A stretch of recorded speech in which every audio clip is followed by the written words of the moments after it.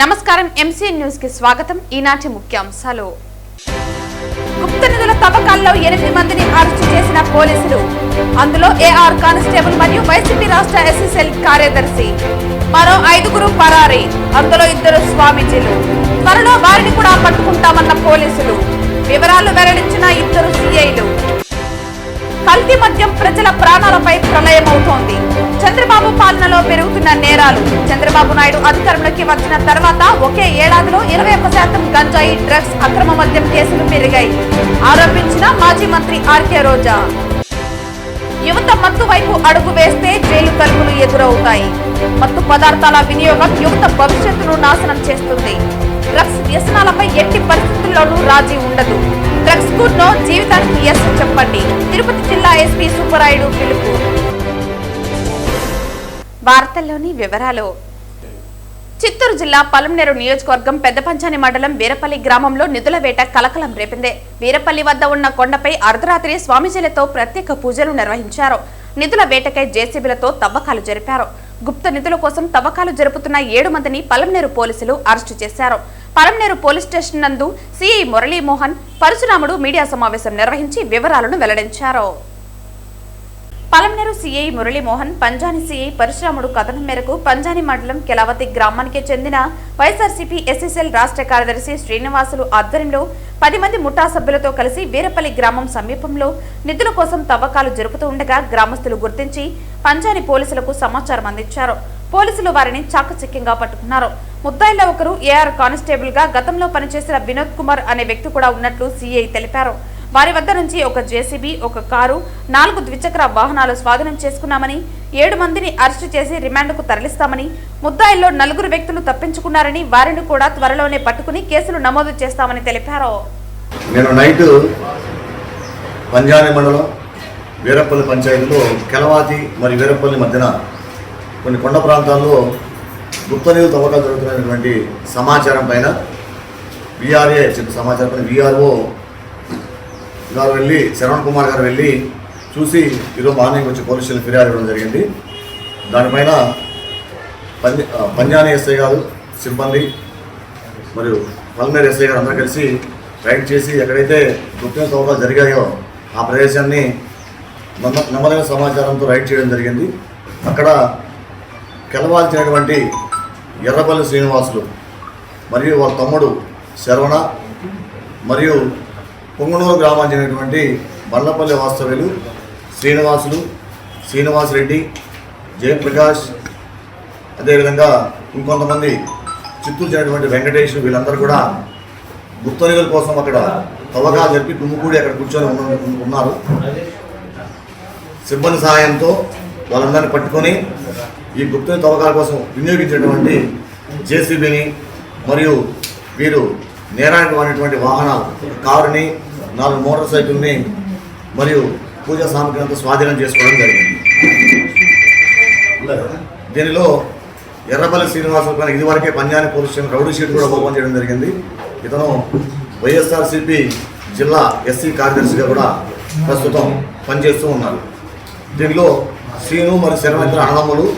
వాళ్ళు ఈ గ్యాంగ్ అందరినీ ఒక ప్లాన్ ప్రకారం సుమారు 5 నెలలుగా ఈ ఎవరైతే ఉన్నారో బండపల్లి వాస్తవ్యులు, పొంగనూరు, వీళ్ళందరినీ ఒక గ్యాంగ్ లాగా తయారు చేసి ఈ గుప్త నిధులు తీయడానికి వీళ్ళే ప్రధాన పాత్ర పోషించారు. అంతేకాకుండా వీళ్ళందరూ అక్కడే ఈ గంపకొండపాలెం నుంచి సుమారు 20 లీటర్ల దాకా సారాయి తీసుకుని వచ్చి అక్కడ తాగుతూ ఉన్నారు. ఆ సారాయి కూడా స్వాధీనం చేసుకోవడం జరిగింది. మన భారతదేశానికి దాదాపు ఒక 2000 సంవత్సరం క్రితం నుండి మనం అనాగరికంగా ఎంతో బంగారు అయితేనేమి ఇతర లోహాలకు సంబంధించి అప్పట్లో ఎక్కడో దాచి ఉన్నారని చెప్పేసి మనకు తెలుస్తుంది.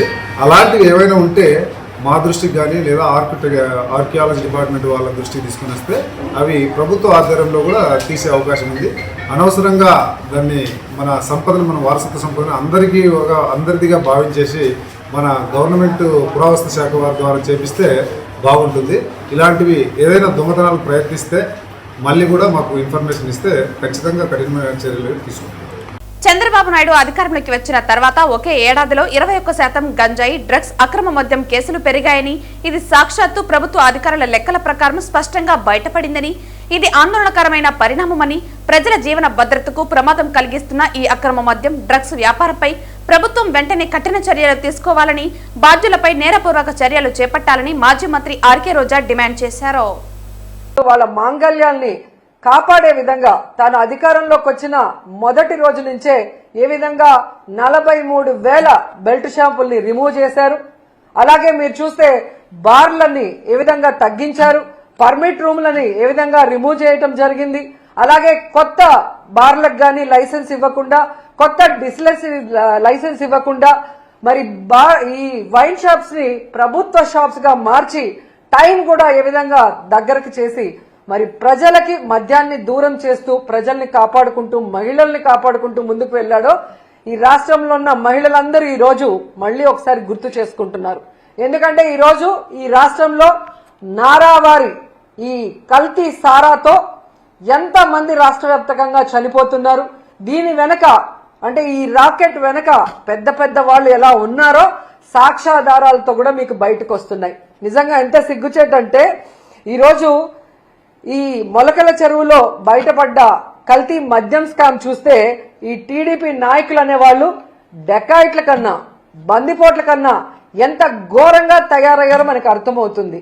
ఎందుకంటే జగన్మోహన్ రెడ్డి గారిని కొట్టే దమ్ము లేక ఈవీఎంలను మేనేజ్ చేసుకొని జగన్మోహన్ రెడ్డి గారు ఇస్తున్న మంచి సంక్షేమ పథకాలు ఇవ్వటమే కాకుండా సూపర్ 6 ఇస్తాము, ఇద్దరుంటే ఇద్దరికి, నలుగురుంటే నలుగురికి అని ఏ విధంగా అబద్ధాలు చెప్పి అధికారంలోకి వచ్చింది ప్రజలకి మంచి చేయడానికి కాదు, ప్రజల్ని పీల్చి పిప్పి చేయడానికి అనేది ఈ రోజు తెలుగుదేశం పార్టీ వాళ్ళు మరొకసారి నిరూపిస్తున్నారు.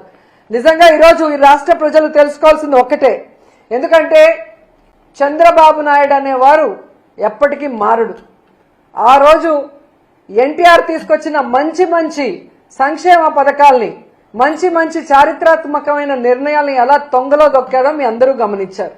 ఆ తర్వాత రాజశేఖర రెడ్డి గారు తీసుకొచ్చిన సంక్షేమ పథకాలు, చారిత్రాత్మకమైన అనేక నిర్ణయాల్ని ఎలా తుంగలో దొక్కాడో మీరు చూశారు.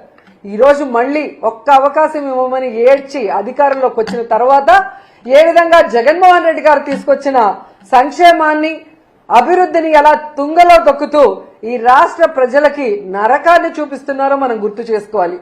ఎందుకంటే ఈరోజు ఈ కూటమి ప్రభుత్వం ఎన్డీఏలో ఉన్నామంటారు. ఎన్డీఏ అంటే నేషనల్ డెమోక్రటిక్ అలయన్స్. మామూలుగా ఎన్డీఏ అంటే నేషనల్ డెమోక్రటిక్ అలయన్స్ అంటారు. కానీ ఆంధ్రప్రదేశ్లో మీరు చూస్తే ఎన్డీఏ అంటే నారా నకిలీ డిస్టిలరీస్ అడ్మినిస్ట్రేషన్, నారా వారి దౌర్భాగ్యపు అడ్మినిస్ట్రేషన్. ప్రజల్ని దోచుకోవడానికి, రాష్ట్రాన్ని దోచుకోవడానికే ఈ నారా వారి కూటమి ఏ విధంగా పనిచేస్తుందో మనం అందరం కూడా ఒకసారి గమనించాలి. ఎందుకంటే ఈరోజు ఈ కల్తీ సారాన్ని తయారు చేసేది ఎవరు, దీన్ని బెల్ట్ షాపులు, బార్లు, పర్మిట్ల రూమ్ ద్వారా ప్రజల వద్దకు చేరుస్తుంది ఎవరు, దీనివల్ల ప్రజల ప్రాణాలు తీస్తుంది ఎవరు అంటే పై నుంచి కింద వరకు మొత్తం తెలుగుదేశం పార్టీకి సంబంధించిన నాయకులు అనేది స్పష్టంగా మనకు ఈరోజు సాక్ష్యాధారాలతో కూడా దొరికిపోయింది. ఎందుకంటే ఈరోజు ఏ జిల్లాలో చూసినా మన మొలకల్ల చెరువు నుంచి చంద్రబాబు నాయుడు గారి ఇంటి వరకు మీరు చూస్తే ఫ్యాక్టరీలు ఏ విధంగా పుట్టుకొచ్చాయి. ప్రభుత్వ సపోర్ట్ లేకుండానే ఫ్యాక్టరీలు పుట్టుకొస్తాయా? ఒక ఫ్యాక్టరీ కట్టాలంటే రాత్రికి రాత్రి కట్టే పరిస్థితి కాదు. మరి ఈరోజు రాష్ట్రం అంతా ఫ్యాక్టరీలు పెట్టడమే కాకుండా ఈ కల్తీ మద్యాన్ని ఏ విధంగా చాలా ప్లాంట్ గా ఒరిజినల్ బాటిల్స్, ఆ సీల్స్, ఆ స్టిక్కర్లు ఎక్కడి నుంచి తెచ్చారో నిజంగా వీళ్ళు చేసే ఎదవ పనిని కూడా అంత పర్ఫెక్ట్ గా చేసి ఈరోజు ప్రజల జీవితాలు తీసుకుంటూ, ముఖ్యంగా ఈ కల్తీ మద్యంతో మహిళల పసుపు కుంకాలు చెరిమేస్తూ, వాళ్ళ మంగళసూత్రాలని మట్టిలో తొక్కేస్తూ, సిగ్గు లేకుండా మళ్ళీ చంద్రబాబు నాయుడు గారు ఈరోజు డైవర్షన్ పాలిటిక్స్ కి ఎలా తెరలేపారో మీ అందరూ కూడా చూడాలి. ఎందుకంటే ఈయన మొదటి నుంచి కూడా మహిళా ద్రోహే. మహిళ అంటే గౌరవం లేదు, కోడలు మగపిల్లాని కంటే అత్త సంతోషించదా అని ఆడదాని పుట్టుకనే ఈయన అపహాస్యం చేసిన వ్యక్తి. మరి ఆడవాళ్ళ మానవ ప్రాణాలకు ఏం వాల్యూ ఇస్తారో మనం అర్థం చేసుకోవచ్చు. తిరుపతి జిల్లా ఎస్పీ సుబ్బరాయుడు ఆదేశాల మేరకు తిరుపతి జిల్లా పోలీసులు మాదక ద్రవ్యాల దుర్వినియోగం, వ్యసనాలపై ప్రత్యేక నిఘా కొనసాగిస్తున్నారు. ఈ క్రమంలో వెస్ట్ పోలీస్ స్టేషన్ పరిధిలోని రాజన్న పార్క్ సమీపంలోని ఇరిగేషన్ ఆఫీస్ వెనుక పాడుబడిన భవనంలో డ్రోన్ పర్యవేక్షణ ద్వారా 2 వ్యక్తులు మత్తు ఇంజెక్షన్లు మాదక ద్రవ్యాలు వినియోగిస్తున్నట్లు గుర్తించారు. తక్షణమే అక్కడికి చేరుకున్న పోలీసులు వారిని అదుపులోకి తీసుకుని వెస్ట్ పోలీస్ స్టేషన్లో కేసు నమోదు చేసి విచారణ ప్రారంభించారు. ఈ సందర్భంగా ఎస్పీ సుబ్బరాయుడు హెచ్చరిస్తూ మత్తు పదార్థాల వినియోగం యువత భవిష్యత్తును చీకటిలోకి నెడుతుందన్నారు. ఇటువంటి వ్యసనాలకు లేదా అక్రమ కార్యకలాపాలకు ఎవరు పాల్పడ్డా కఠిన చర్యలు తప్పవన్నారు. తిరుపతి జిల్లాలో డ్రగ్స్ కు ఎట్టి పరిస్థితుల్లోనూ తావు ఇవ్వమని, డ్రోన్ నిఘా ఆధునిక సాంకేతిక పద్ధతుల ద్వారా నిరంతరం పర్యవేక్షణ కొనసాగుతుందని అన్నారు. తల్లిదండ్రులు తమ పిల్లల ప్రవర్తన, స్నేహ వర్గాలను గమనించాలని, యువత మత్తు వ్యసనాల నుండి దూరంగా ఉండి జీవితాన్ని సానుకూల దిశగా మలుచుకోవాలని విజ్ఞప్తి చేశారు. మాదక ద్రవ్యాల నిర్మూలనలో ప్రతి పౌరుడు తన వంతు సహకారం అందించాలని, ఇలాంటి ఘటనలు గమనించినప్పుడు వెంటనే 112కి సమాచారం ఇవ్వాలని అన్నారు. సమాచారం అందించిన వారి వివరాలను పూర్తిగా గోప్యంగా ఉంచుతామని ఎస్పీ తెలిపారు.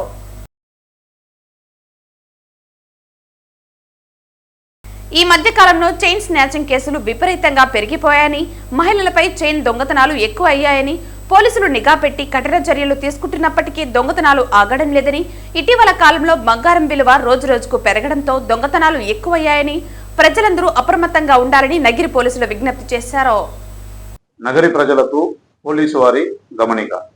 ఇటీవల కాలంలో బంగారం యొక్క విలువ రోజురోజుకు పెరుగుతుండడము, అదేవిధంగా రూరల్ ఏరియాలను, పట్టణాల్లోనూ ప్రజల యొక్క అజాగ్రత్తను వాళ్లకు అనుకువగా మలుచుకొని దొంగలు రూరల్ ఏరియాలను, పట్టణ ఏరియాలను ఏదైతే ఇండ్లు లాక్ చేసి వెళ్ళుంటారో వాటి మీద రక్కీ చేసి, పగటిపూట మరియు సాయంత్రం కూడా రక్కీ చేసి వాళ్ళు లాక్ చేసి వెళ్ళిన దాన్ని ఐడెంటిఫై చేసుకొని అర్ధరాత్రి సమయంలోనో లేదంటే ఇల్లు ఎవరు లేని సమయంలోనో వచ్చి తాళాలు పగలగొట్టి విలువైన ఆభరణాలను, వస్తువులు తీసుకోవడం జరుగుతుంది.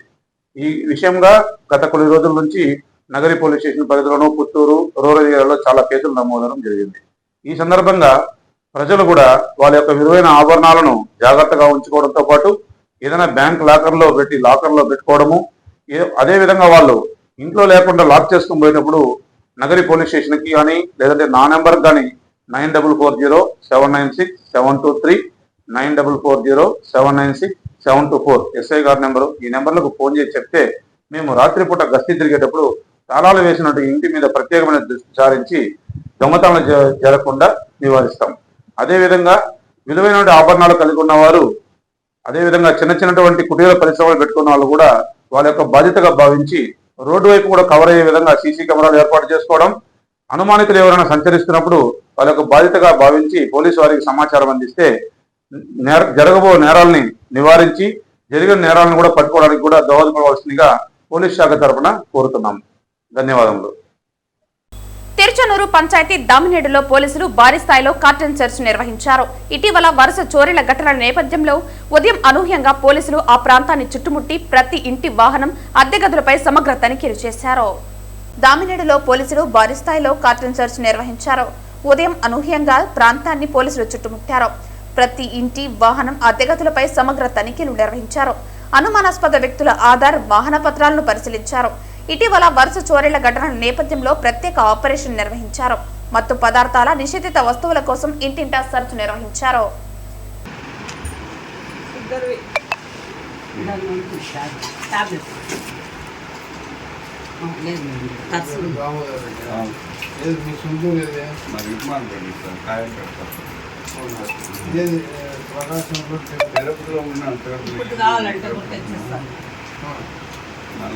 రైల్వే డివిజన్ ఒక రైల్వే అనుసంధాన వ్యవస్థ, వాణిజ్యం మరియు ప్రయాణాన్ని సులభతరం చేస్తుంది. తద్వారా ప్రాంతీయ ఆర్థిక అభివృద్ధిలో కీలక పాత్ర పోషిస్తుంది. బాలాజీ రైల్ డివిజన్ స్థాపన ఈ ప్రాంతానికి కనెక్టివిటీ మరియు ఆర్థిక అభివృద్ధిని అందించడంలో కీలక పాత్ర పోషిస్తుంది. ప్రాంత భవిష్యత్తు కోసం వ్యూహాత్మక చొరవను సూచిస్తుంది. ఇది మెరుగైన రవాణా మౌలిక సదుపాయాల కోసం సంశిష్టి ఆకాంక్షను ప్రతిబింబిస్తుంది. బాలాజీ రైల్వే డివిజన్ సాధన సమితి సంకల్పించినటువంటి ఈ అవగాహన సదస్సుకు స్థానిక నాయకులు, రైలు వినియోగదారులు మరియు ప్రాంత నివాసితుల నుండి బలమైన మద్దతు లభించింది. కొత్త రైల్వే జోన్లు మరియు డివిజన్ల స్థాపన అనేది పరిపాలన మరియు రాజకీయ పరిగణనలపై ఆధారపడి ఉండే సంక్లిష్టమైన ప్రక్రియ. బాలాజీ రైల్వే డివిజన్ కోసం ఆకాంక్ష బలంగా ఉంది మరియు తిరుపతి జిల్లాకు దీర్ఘకాలిక లక్ష్యాలు మరియు అభివృద్ధి ప్రణాళికలను సూచిస్తుంది. మౌలిక సదుపాయాలు మరియు పర్యాటక రంగంపై దృష్టి సారించడంతో పాటు ఈ ప్రాంతాన్ని ప్రపంచ స్థాయి తీర్థయాత్ర కేంద్రంగా అభివృద్ధి చేయాలనేది ఆకాంక్ష. ప్రస్తుతం తిరుపతి దక్షిణ మధ్య రైల్వే జోన్లని గుంతకల్ రైల్వే డివిజన్లో A1 కేటగిరీ స్టేషన్. సంవత్సరానికి 250 కోట్ల ఆదాయంతో తిరుపతిలో రెండవ అత్యధిక ఆదాయాన్ని ఆర్జిస్తోంది.